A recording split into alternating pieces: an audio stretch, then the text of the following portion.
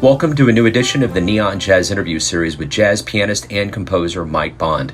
We caught up with him from his home in New Jersey in early April 2020 during the coronavirus quarantine to talk about his latest 2020 CD, The Honorable Ones. He had an interesting upbringing and he's always loved jazz, starting on the piano at the age of 4. He talked about this, his career, and his hopeful future. Enjoy. Trying to adjust, trying to adapt, trying to stay positive, Joe.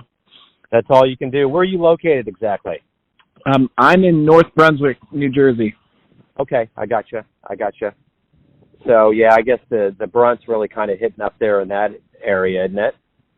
Yeah, I mean, as soon as New York got hit, I think all New Jerseyans were kind of like, okay, we're definitely in the strike zone of this thing. Yeah. Mm-hmm.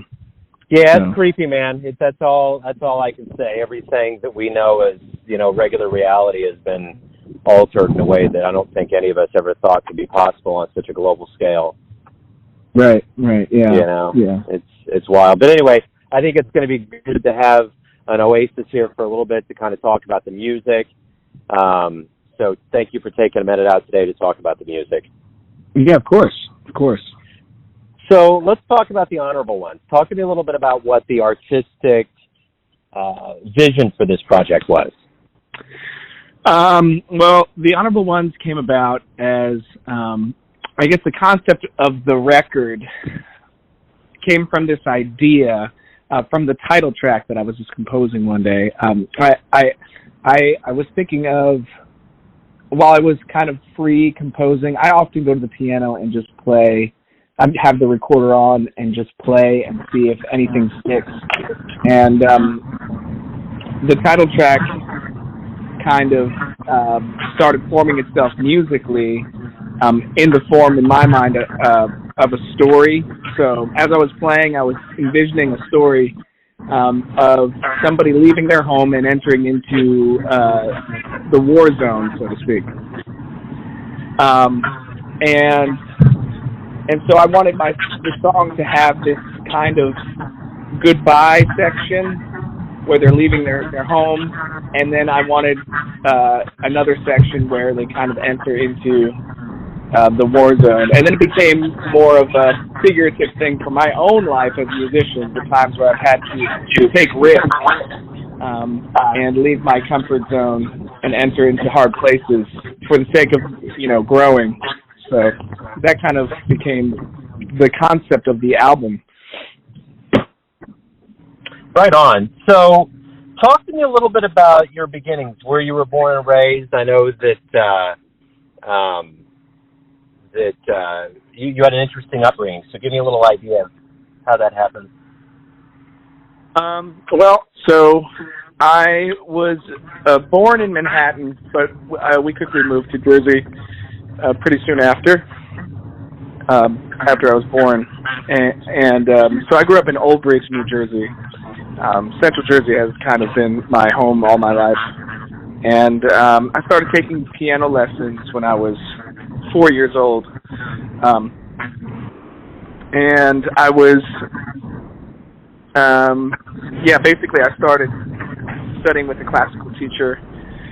And I entered into these classical competitions, and I got kind of strung out from that sort of life and pressure of having to memorize pieces and go to New York and play at Carnegie Hall along with like 40 other kids, because that's how those high honor competitions go.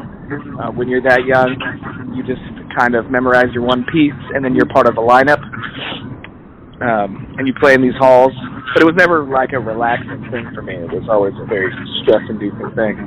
So I say that to say that because it was stress-inducing, I left the classical world and started exploring, the piano on my own terms, away from a teacher, away from kind of my parents telling me what they think I should be working on. And I discovered Chopin, and Chopin was kind of my gateway into jazz.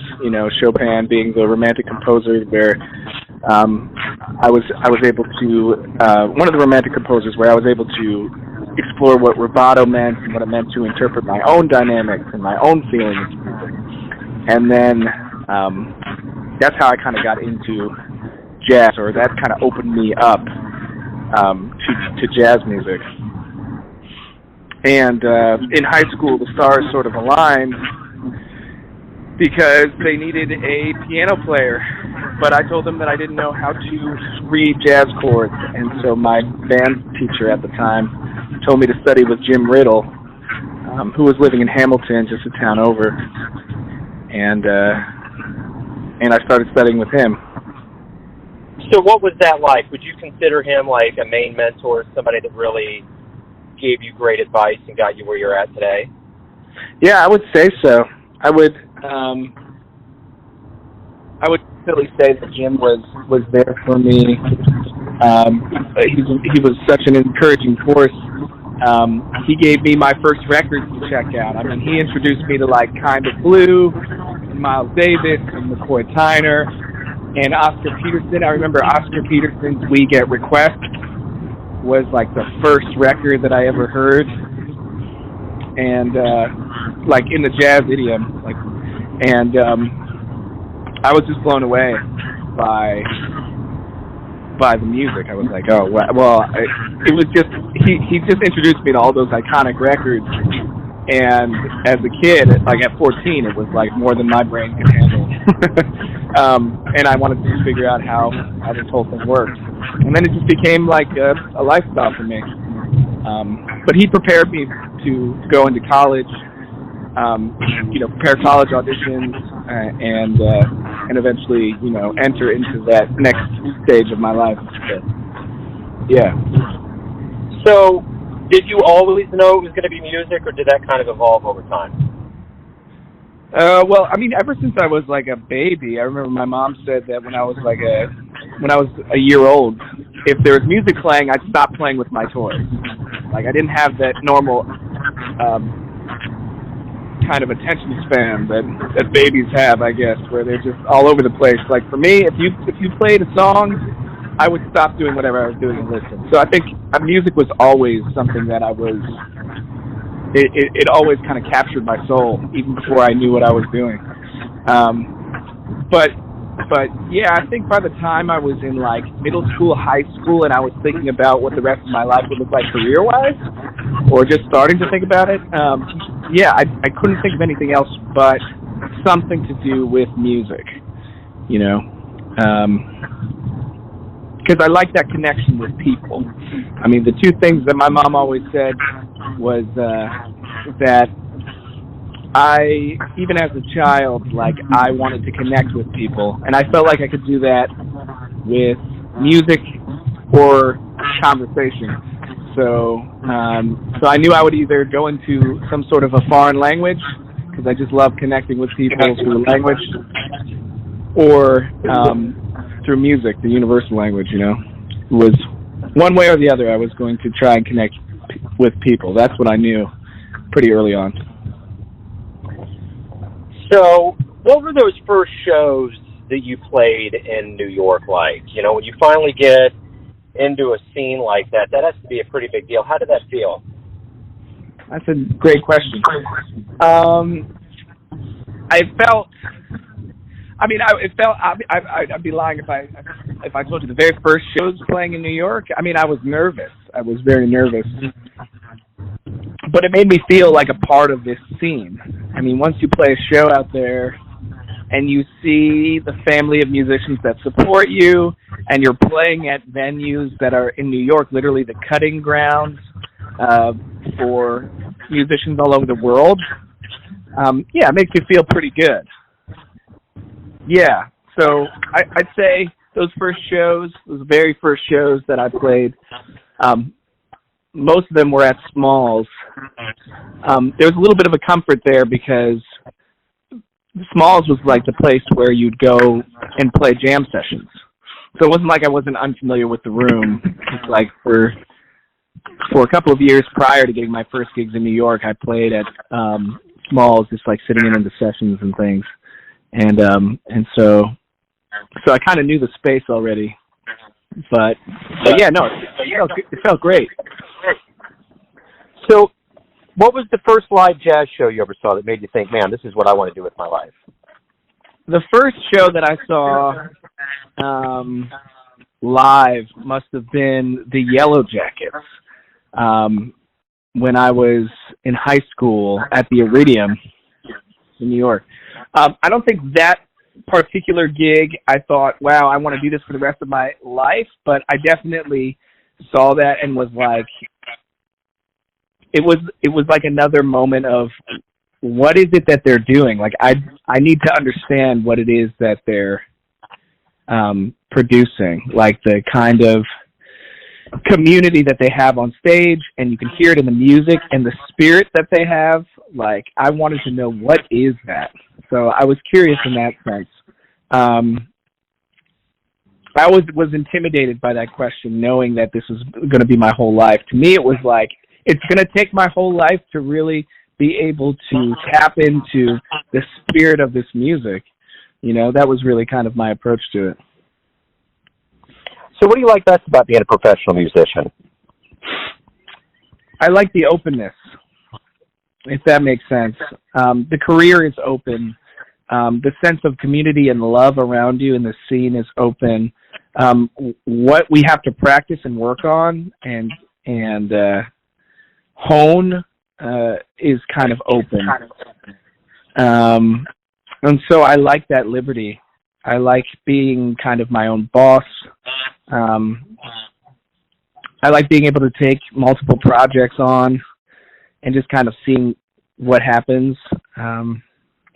It's being able to kind of hear and experience your growth in a tangible way, because the more that you work on something, you can hear yourself actually improve in your craft. You know, Stanley Cowell was my teacher at Rutgers, and he always said that your instrument is a mirror of the mind and an extension of yourself, and to watch, you know, that growth happen over time. I think that is probably my favorite part of being a professional musician. If you have a dream tonight, you can run into your younger self and give your younger self a piece of advice. What would it be? What would you tell them? I would probably tell them to give yourself some grace. You know, don't be so hard on yourself. Have fun. Be open. And know that everything is a growing process. And so when you make mistakes, know that you're doing exactly what you need to do. That failure is a part of growing, and to continue to explore and be more curious, and be more about the curiosity of your craft, rather than like think about your success and kind of the external stuff. Yeah, I guess, if that makes sense. Yeah, it does. So if you could go back, actually, no, let me rephrase this. The music has been silenced, and it's going to get to a point where it's going to come back. And when the music comes back, what do you hope the audience gets from this experience? What revelations do you hope they bring in as new audience members? I think that I'm hoping that we connect on a very human level, right? Which I think there will be a boom in the arts, and there already sort of is one in the virtual world, but that idea that through a kind of shared brokenness, a shared vulnerability that we have as a result of this pandemic that's just sweeping through our world and killing people we love, yeah, I hope that there is sort of a comfort in knowing that we're all going through the same thing, and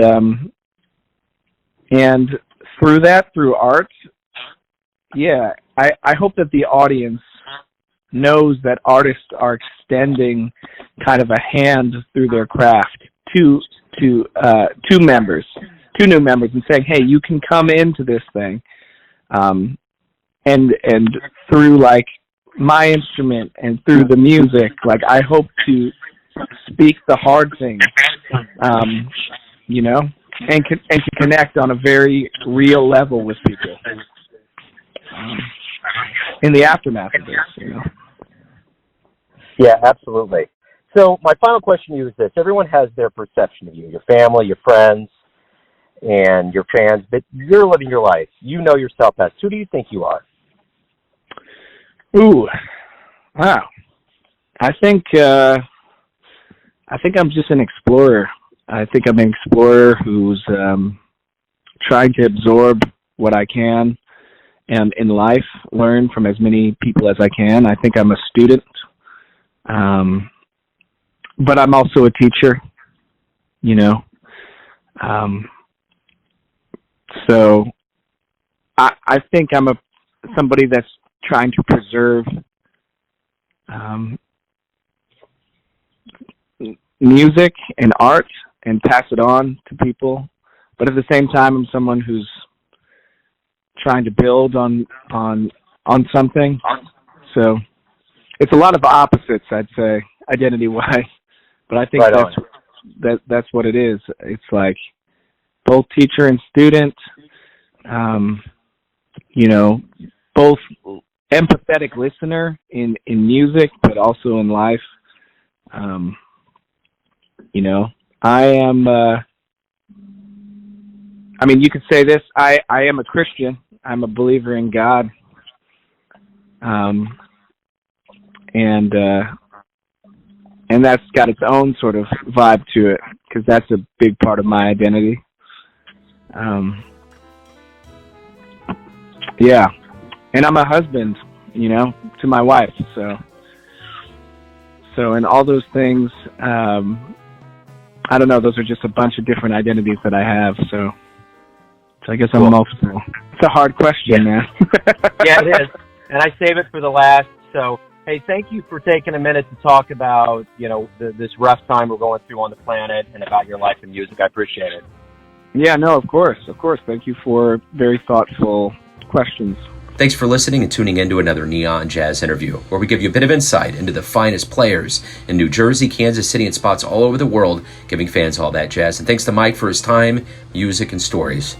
If you want to hear more interviews, go to Famous Interviews with Joe Domino on the iTunes Store. Visit Neon Jazz at youtube.com, and for everything Neon Jazz all the time, go to the neonjazz.blogspot.com. Until next time, enjoy the jazz, my friends.